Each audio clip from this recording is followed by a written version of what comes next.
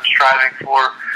But as well, if I am having a bad day, I'll sit there and I'll read through them 5, 10, 15 times and refocus. And with what I do in my goals is I don't just write down walk. Yeah, that's great. That's obviously my goal. Right. But underneath that goal, I write down steps to get there. Right. So, for example, that might be a certain number of hours of doing voluntary movement, doing standing every day, just a certain number of things that will go into that ultimate goal. Mm-hmm. At the end of the day, if I sit there and I say, okay, did I do everything in my power today to achieve that goal? If I say yes, it's a great day. If I say no, then it's like, okay, I need to step back. I need to look at what I didn't do to be able to achieve that for tomorrow. So in terms of overcoming fear or failure, it's the same thing. If I sit there and I'm like, okay, well, I'm having a bad day or whatever, then I look at all those and I look at what I need to do and I say, okay, now tomorrow is a day to achieve these goals. So tomorrow's a new day. So today might be, not a great day, and we all have those. Tomorrow I'm going to put an extra effort into all these steps to achieve that goal. Right. I mean, it's amazing. I do the same thing. Like, I carry around a composition book, Rob, and so anything that I kind of come up with that is important to me, I just write it down. And I think just through consciously writing down and just kind of always being accountable for it, and you're really the only one that can be accountable for your life. It's kind of amazing, what can happen if you really focus, your awareness and your energy on specific things. I mean, I can say in my life, one of the most difficult things for me was when I got done playing sports. I didn't have that identity as an athlete anymore, and that's kind of how I defined myself for such a long period of time. And so all my goals were focused around athletics, and so for a long time, it took me a while to kind of separate from that role and kind of understand how to apply the things from the athletic experience to other parts of my life, whether it be, relationships or career or whatever I decided that, I wanted to do. In your life, once the accident occurred, how long did it take you to kind of, gather yourself and understand that, athletics isn't necessarily, doesn't consume all of you. You can basically apply to things from, what you were able to do as a star athlete. You can apply those things to the other aspects of your life. I mean, after things happen, how long did that take to kind of realize? Well, it took a bit. I mean, it took a while, definitely, because all my life was sports. I mean, I wake up, sports. I go to class, and then sports, and then class, and then sports, and then working out, and then sports, and then talking about sports, and then watching sports. I mean, it was all I knew. And so after the accident, it was very difficult to realize, but at the same time, everything I had done up to the accident, with all the athletic background and everything, gave me a great background and a great starting point for this therapy and to be able to go through and to really benefit and help out the rehab program and to allow them to give them essentially my body, my mind, and my work ethic to try and go through this procedure, which had never been done, and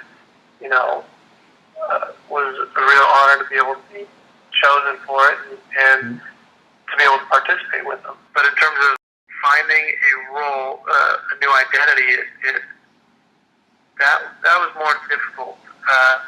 I'd always known that there would be a day when I was in college doing sports every day. There would be a day where I would come where either baseball would be over or my career would end, or I'd be injured, my career would be over, or something along those lines. So always preparing for the worst case scenario kept in the back back of my mind that, I am here at college, I'm getting an education, that's what I'm doing. And so I had known from that point that I wanted to go into real estate development. Well, and getting in a wheelchair, real estate development combined with a bad economy really didn't help that out. So, well, I still continue to work towards that every day, and that's still on my list of goals of what I want to do and accomplish. There are other factors that come into play, such as the economy, with that type of goal. So, in all the people I've met, talked to, I'd always ask them what they did, how they did it. Anytime I would be traveling, and I'd go into like an airport bar, and I'd sit down and I'd have lunch. I'd sit there at the bar so I could talk to people, and I'd always ask them, what do you do? How do you do it? And what got you involved in that? Why do you like it so much? And from doing that and hearing all these people's different stories, it kind of got me focused on a career path, which it turned out to be a commodity and futures trader. Right. That's that's so awesome, Rob. I mean, it's I don't know. It's kind of like you're always like evolving, and so you're always.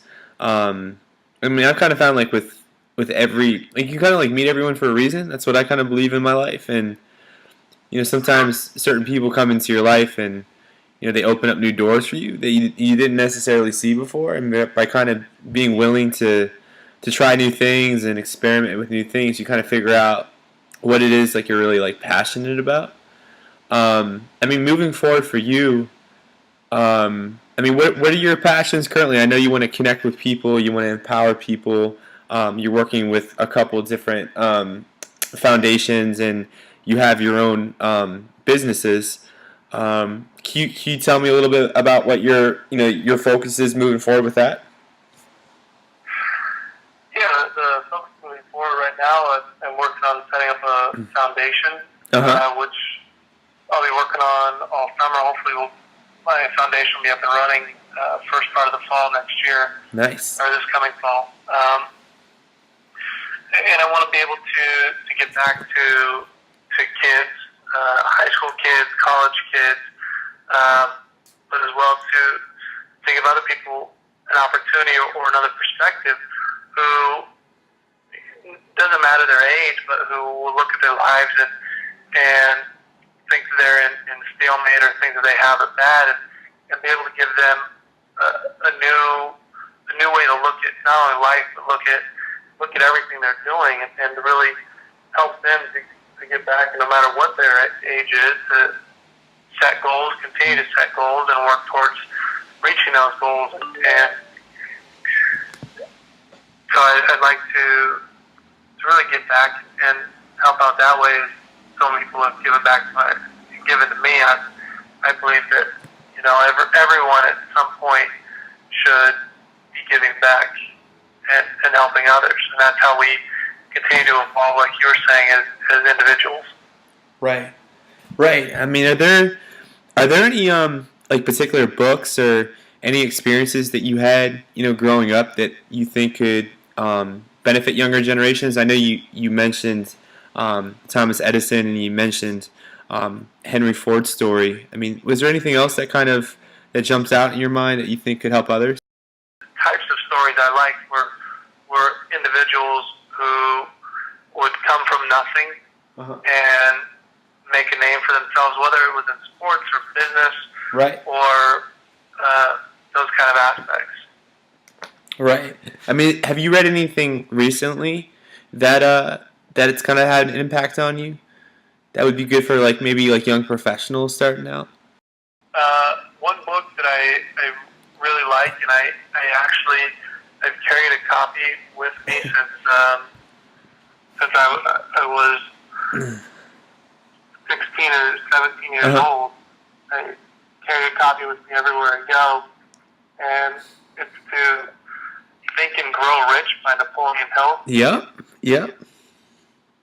Have you read that? I have. I thought it was a great book. I mean, what stood out to you in that book? it was it's the mindset. I mean, what the philosophies that he talks about in there, they're all it's all about setting a mindset, setting a positive mindset, and that goes for anything. You know, I found this book very helpful when I was in high school with athletics. I found it very helpful when I was in college with athletics. Right. And I found it just as helpful going through my procedure, through the down days. You know, it's a book I always will hold on to and read. I think I've just about memorized every line of the book, but I still like to go through and read it every once in a while as well. That's awesome that you mentioned that book, man, because I do the same thing. I carry that book around with me everywhere. Yeah, I've got a couple of copies of it. Yeah, that's so cool, man. I mean, there's some the other books that I think you would really like. There's a book called Power versus Force. It's by David Hawkins. It's a little, I mean, it gets a little bit deep at points, but there's a section called The Power in Sports, and it talks about like the power found in different forms of human expression. And it's really like an interesting book because he talks about, you know, like connection and human awareness and like the true power that athletes possess when they're competing. And it's really kind of an interesting read. It's definitely a little bit outside of traditional thought, but it's great. Another great book that I would recommend. It's called The Way of the Superior Man. It's by David Deida, and he just talks about like what true masculinity is and how you can you know, be a real man when it comes to, you know, your career and relationships and understanding who you are and leading. And I think for the most part, like in our society, like that's kind of misinterpreted sometimes. And you know, he does a great job kind of outlining different things and you know, kind of giving you a guidebook for how to evolve. So that's kind of cool. What I'll do is I'll shoot you a list of books. I'm a big reader. It's something I enjoy, and I try to apply it all to my life. So I read slow and try to apply the different lessons to see if they work for me. But I'll definitely shoot you a list. I mean the final question I had for you, Rob, was you know, we're getting older, and you know, a lot of our friends are having kids and everything, and you know, it's crazy. I mean, sometimes it's hard to believe that I'm 20, almost 27 years old. But you know, age is a mindset, and it's all good. But with kids, you know, they have so much potential in their lives. You know, I think, you know, as a kid, we're willing to kind of try anything. You know, if you could teach a child one thing, what would it be? I think it would definitely be goal setting and the positive mindset that comes along with goal setting, and that a child can do anything they want, whether it's, you know, an athlete, a doctor, a president, whatever they want, to help them understand that society's going to sit there and say no the whole way, but if you believe in it enough and believe in your goals and believe in you, that, you know, anything you want is possible. Right.